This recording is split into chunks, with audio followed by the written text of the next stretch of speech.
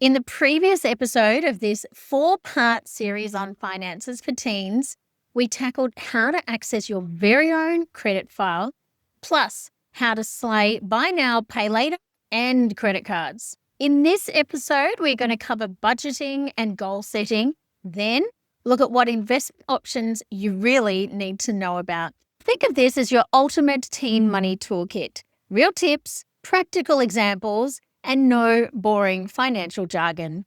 By the end of the series, you'll be in control of your cash and not the other way around. Teens, if you want to improve your financial health, watch all the way to the end. Hi, I'm Emma Sutherland, clinical naturopath, author, mum, and your host. In this special 4-part series on financial literacy for teens, I'm sharing all the information I wish I knew as a teenager. Imagine having your financial literacy nailed as a teenager. Life would be very different as an adult. Do you want your $50 part-time wage to grow while you sleep? Today, we're breaking down budgeting, goal setting, and beginner investing so your money actually works for you.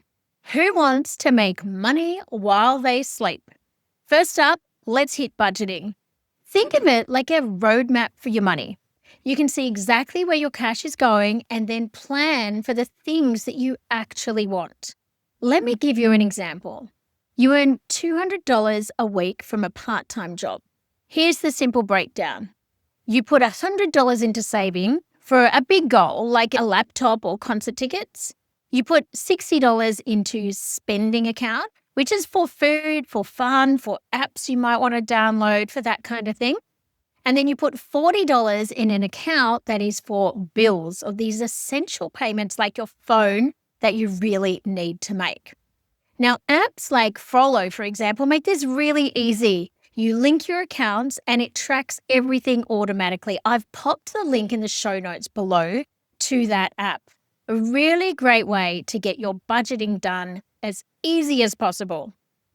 Goal setting is next. Want that new iPhone in 10 weeks? Well, you need to save $100 a week and then you've hit that goal. If that's too much, then change your goal to a new iPhone in 20 weeks and save $50 a week. Setting small, achievable goals really keeps you motivated and helps avoid that impulse spending. Now let's talk about investing. Even small amounts can grow over time if you start early. Let's cover shares first of all. Owning shares means you own a small piece of the company. Think of it like buying one slice of pizza from a huge pizza. You don't get the whole thing, but you do get to enjoy part of it. For example, you invest $50 into a company you like. Let's say it's a brand that makes your favorite sneakers or gaming gear. If the company grows by 10% over a year, your $50 turns into $55. You didn't have to do anything to get that extra money except hold on to that share and not sell it. Now, the question I get asked is, well, how do you buy shares? In the past, people had to call stockbrokers. This was so old school. But now you can use apps like ComSec Pocket or Sharesies to get started with as little as $5. It's as easy as downloading the app, choosing a company or a group of companies, and buying a share through that app. Now, the benefit of shares is huge. You actually own part of the brands that you already use, like it could be Apple, Nike, Netflix. Your money can grow while you're busy with sports, school, or just hanging out with friends.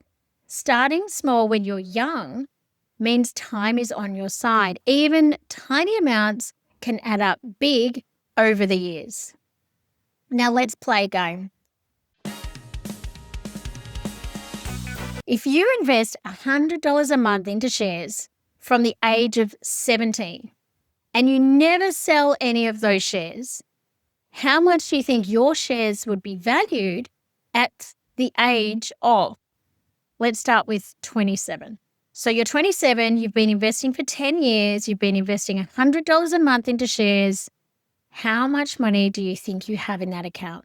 Well, it's a whopping $17,740. You invested $12,000 yourself, but you got a return of $5,740. You earned that money by doing absolutely nothing but by owning those shares. Let's see what it's worth at the age of 37. So this is 20 years now investing $100 a month. What would it look like?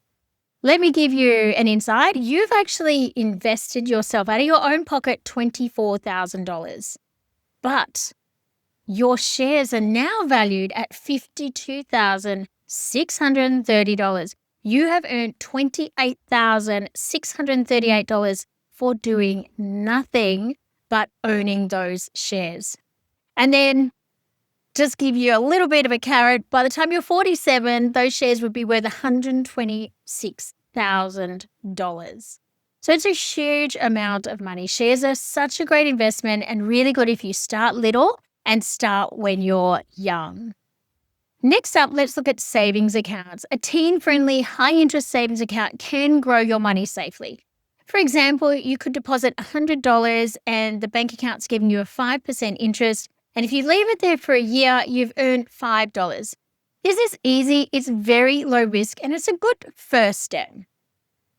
The next thing you want to think about investing in one day is owning property. Now, it is a long-term goal, but it's worth knowing your options.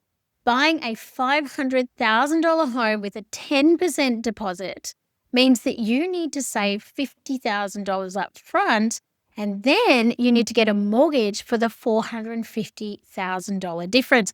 This is where working on that credit score will really come in handy. $50,000 is a lot of money, but starting early means you will get there much earlier.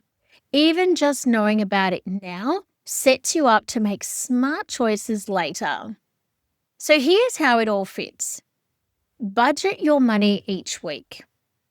Set goals for short term, like a new phone, medium term, maybe that's a laptop or a holiday, and long term, like a car or a property deposit.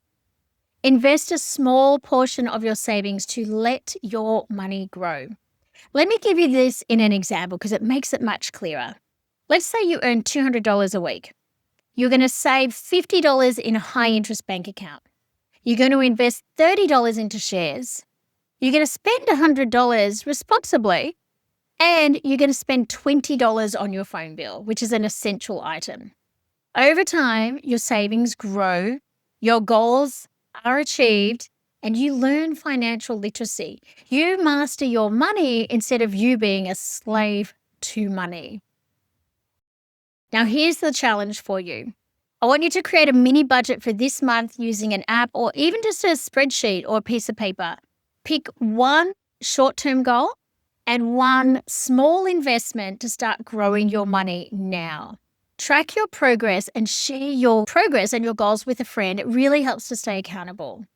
Now, if you have a friend who needs finance help, share this episode with them right now. Thanks for being with me today. Don't forget to like this video, hit the subscribe button below. Check out all the links in the show notes for more financial empowering information.